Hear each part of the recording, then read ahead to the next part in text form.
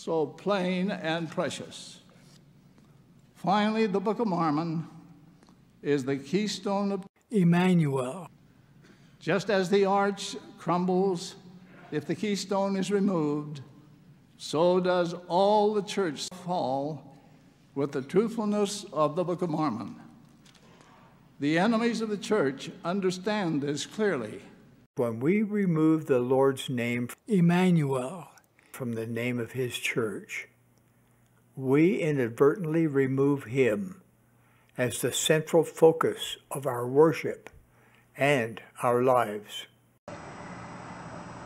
Travis Wayne Goodsell, we got a little quick short church news for you, because Brother Johnny Newman at BYU on, isn't it Tuesdays, said something stupid.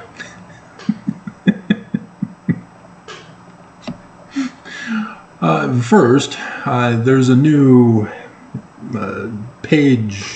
homepage for the church's website, and of course they're still pushing Book of Mormon with Jesus, literal history, Christian, fooling all dumb people who are illiterate and can't understand what they read when it, 1 Nephi chapter 1 verse 2 says, in the learning of the Jews, language of the Egyptians. Anti-Semites all. And, okay, those were yesterday. And so, last year, at the end of last year, I did a church news article because they announced that they were going to release more of the Book of Mormon videos, and they had set up a time frame of when they were going to be released. And so, of course, with the new Book of Mormon thing on the homepage, it triggered my associative memory again to remind you guys that the church was supposed to bring out the rest of it. And it's now February. They missed the January deadline for the first group that was supposed to be released. And so here we are into February, the 8th. 2 more months left until the end of the world, according to all of prophecy. The latter days ends and the millennium begins. And so, checking, all they did was combine all of book of 1 Nephi together. 2 hours, 5 minutes. Other Mormons have already done that.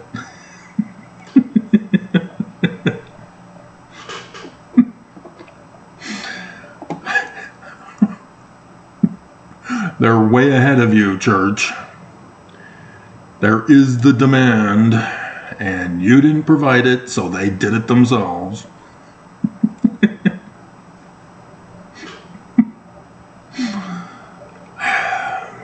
And so, Sister Dennis was at the MTC telling the missionaries that their angels put on some clothes, elders. Nobody wants to see your iron rod. And if you have no clue what I'm talking about, dear God, do you guys not even read your scriptures, let alone study them? It's just like, oh my God. I'm talking to a Mormon audience who has no clue about anything Mormonism.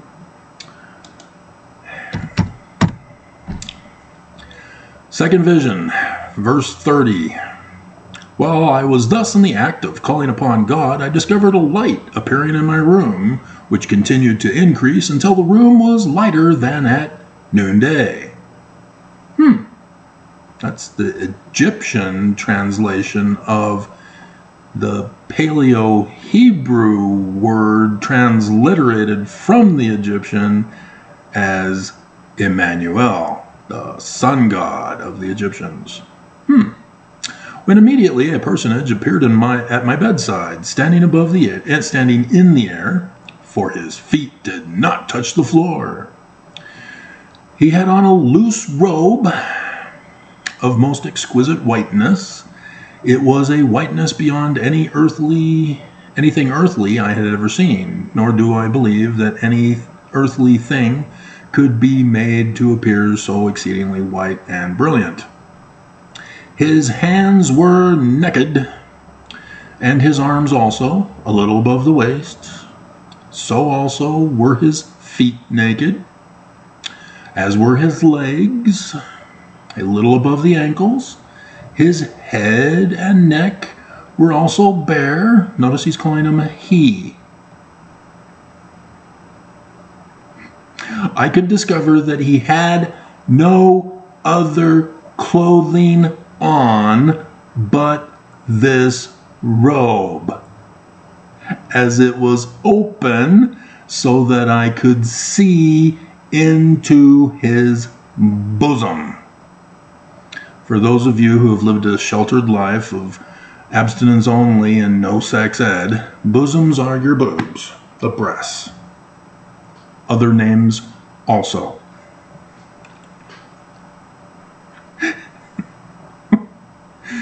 He's naked except for the robe, which is sheer, transparent, see-through. Naked. You could see that he was male, not female. Okay, he's Emmanuel. Put on some clothes. Cover up and hide your nakedness. Isn't that the plan of happiness? It's in the temple.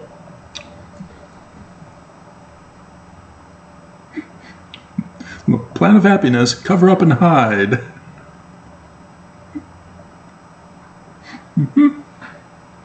Angels, put on your clothes, elders.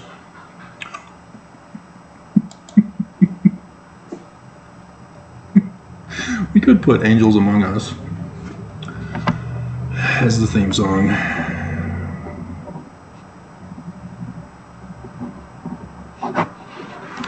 I told my ex, back when we were married, about that, and she was in denial. I read it to her, still in denial. No, he was not naked. He wasn't even wearing magic underwear. Where's his magic underwear? Supposed to wear it 24/7. It's a shield and a protection to you against the power of the destroyer until you have finished your work on the earth. Represents the garment given to Adam and Eve when they were found naked in the Garden of Eden. Where are they? You're supposed to cover up and hide. Okay. Jan E. Newman at BYU. First counselor in the Sunday School General Presidency. And, oh my God. And so he's in charge of the manual for Sunday school. Or at least the teaching of it. Beware the Dead Sea Scroll of social media. Oh, how the dumb just make it worse. Dead Sea Scrolls are the origin of the Bible. They're the oldest texts we have found. And thus are the primary source documents.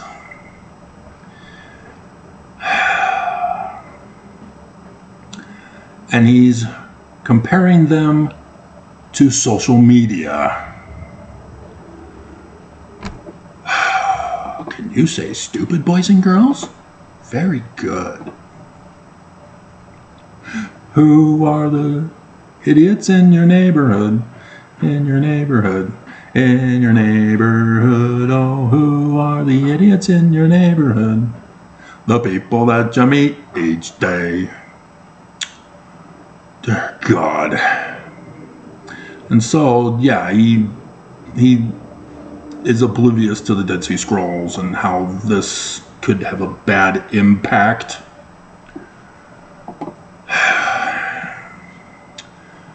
And so he says, social media lures users into endless scrolling.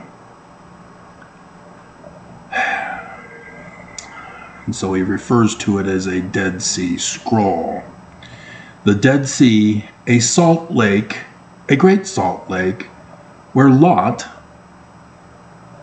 lost his wife in Armageddon. She did not want to go to Zion with the daughters of Zion and the Christ, who was called Purim. Instead, it's not actually Purim. Purim means lights, translation, and Lot is lots.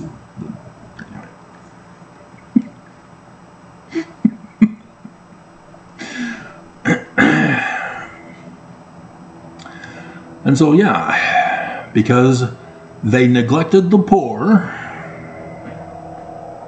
Yeah, I know you're going to read homosexuality in the footnotes. I tried to correct that. Ezekiel 16, neglecting the poor is why they were destroyed, and is comparable to the latter days, as it is the type and shadow symbolic prophecy of it. And so, yeah, the Dead Sea, the Great Salt Lake, where Mormons are going to turn into pillars of salt because they don't want to go to Zion.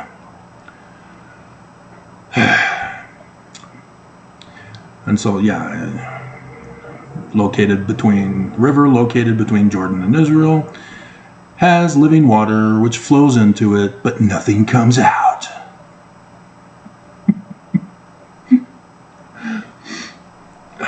And so he says, social media is much like that. We so often put our time and attention, and nothing of value comes out. Really? What are you watching?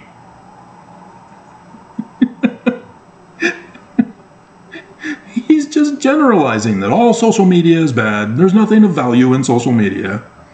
Ignore the church's channel about the Book of Mormon videos. Ignore the church's channel on the church news and the Church of Jesus Christ channel and all the other channels of the church. It's all dead. It's a dead sea. You're just scrolling.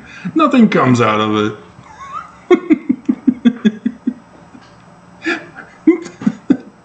The dumb just get dumber. Because do you see that? He first uses Dead Sea scrolling to think it's clever, forgetting that there's the Dead Sea Scrolls, which was the origin of our scriptures. And now he's saying that all social media is bad, even the church's channels. That's why you can't use absolutes. It is a logical fallacy to use absolutes, because all I need to do to disprove you is to come up with an example, just one, and one is all I need to disprove that your absolute is wrong.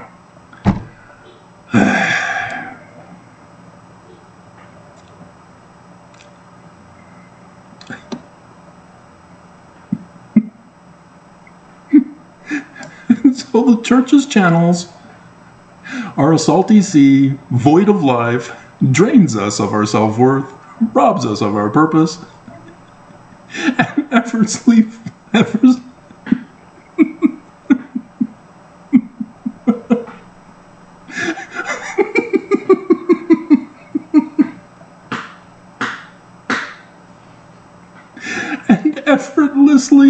floats us away in its toxic brine, which is exactly what our problem is here in Utah.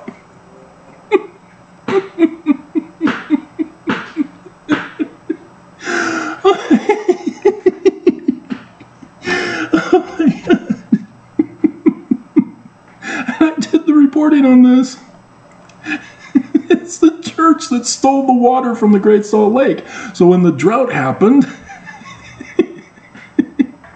the church then says, oh, fine, here, we'll donate some water.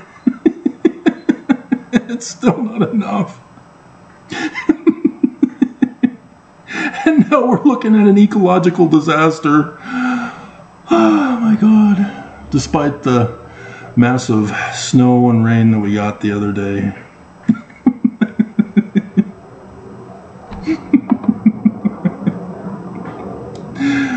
Oh my God. The myth of balance. He's calling the Dead Sea Scrolls just myths. The origin of our scriptures, they're just myths.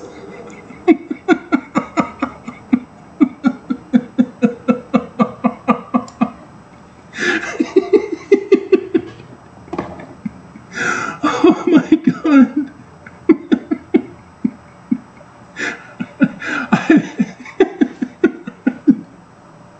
We need Kleenex for this one.